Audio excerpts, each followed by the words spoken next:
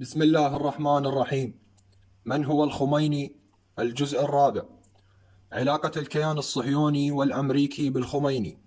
قضية إيران كونترا أو فضيحة إيران كونترا، التي عقدت بموجبها الحكومة الأمريكية تحت إدارة الرئيس الأمريكي ريغان اتفاقا مع إيران لتزويدها بالأسلحة بسبب حاجة إيران لأنواع متطورة منها أثناء حربها مع العراق، وذلك لقاء إطلاق سراح بعض الأمريكان الذين كانوا محتجزين في لبنان، حيث كان الاتفاق يقضي ببيع إيران عن طريق الملياردير السعودي عدنان خاشقجي ما يقارب 3000 صاروخ تاو مضادة للدروع، وصواريخ هوك أرض جو مضادة للطائرات، مقابل إخلاء سبيل 5 من الأمريكان المحتجزين في لبنان. وقد عقد جورج بوش الأب عندما كان نائبا للرئيس رونالد ريغان في ذلك الوقت هذا الاتفاق عند اجتماعه برئيس الوزراء الإيراني أبو الحسن بني صدر في باريس، اللقاء الذي حضره أيضا المندوب عن المخابرات الإسرائيلية الخارجية الموساد آري بن ميناش، الذي كان له دور رئيسي في نقل تلك الأسلحة من إسرائيل إلى إيران.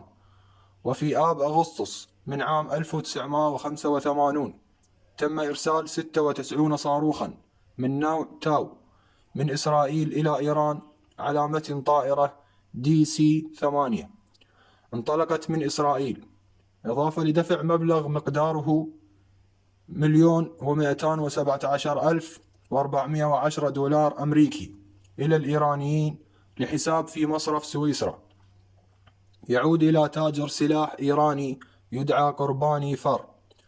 وفي تشرين الثاني نوفمبر من عام 1985 تم إرسال 18 صاروخا تم شحنها من البرتغال وإسرائيل، تبعها 62 صاروخا آخر أرسلت من إسرائيل.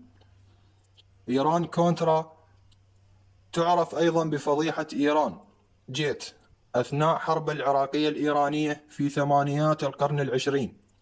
كانت أمريكا تمثل الشيطان الأكبر بالنسبة للإيرانيين الذين تبعوا الخميني في ثورته ضد نظام الشاه، وقد كانت أغلب دول العالم تقف في صف العراق ضد إيران، وبعضها بشكل شبه مباشر مثل الكويت والسعودية والاتحاد السوفيتي. في خلال تلك الفترة ظهرت بوادر فضيحة بيع أسلحة أمريكية لإيران العدوة قد تكون السبب الرئيسي في سقوط الرئيس الأمريكي في ذلك الوقت رونالد ريغان.